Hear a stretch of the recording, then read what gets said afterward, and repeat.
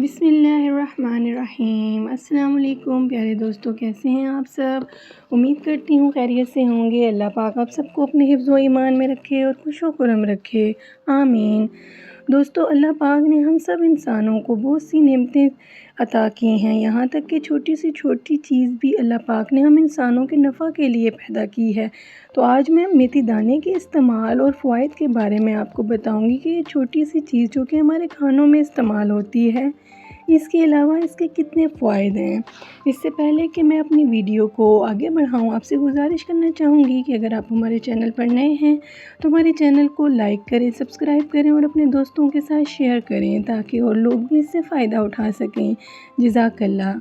دوستو، طبی ماہرین کے مطابق میتھی دانے کو سر کی خشکی، سکری کو ختم کرنے کے لیے استعمال کیا جاتا ہے۔ اس کے لیے ہم میتھی دانہ 1 ٹیبل سپون ناریل کا تیل حسب ضرورت لے کر اس میں بھگو کر رات بھر کے لیے رکھ دیں اور صبح اس مکسچر کو بالوں پر لگائیں۔ اس سے بال لمبے، کالے اور چمکدار ہو جائیں گے۔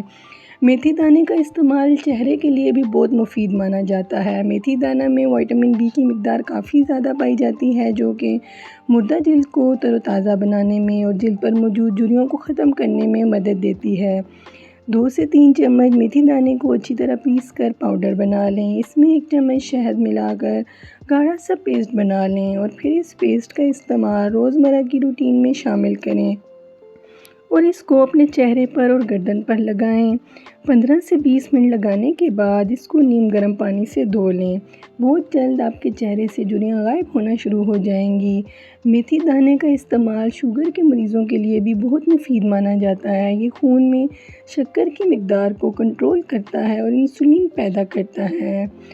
وہ خواتین جو ماہواری کے دنوں میں درد کی تکلیف سے گزرتی ہیں تو ان کے لیے بھی میتھی دانے کا استعمال بہت مفید ہے۔ وہ خواتین ماہواری کے دنوں میں اس کا استعمال اس طرح کریں کہ 1 چمچ میتھی دانہ کو 1 کپ پانی میں 2 سے 3 دفعہ بوائل کر چھان لیں اور وہ پانی استعمال کریں۔ ہر بار ماہواری آنے پر اس کا استعمال کرنے سے آہستہ آہستہ اس درد سے مکمل طور پر نجات مل جائے گی اور آپ اپنے ماہواری کے دنوں کو آسانی سے گزار سکیں گی۔ تو دوستو، یہ تھی ہماری آج کی ویڈیو۔ امید کرتی ہوں آپ سب کو پسند آئی ہوگی۔ تو ملتے ہیں اگلی ویڈیو میں۔ اللہ حافظ، فی امان اللہ۔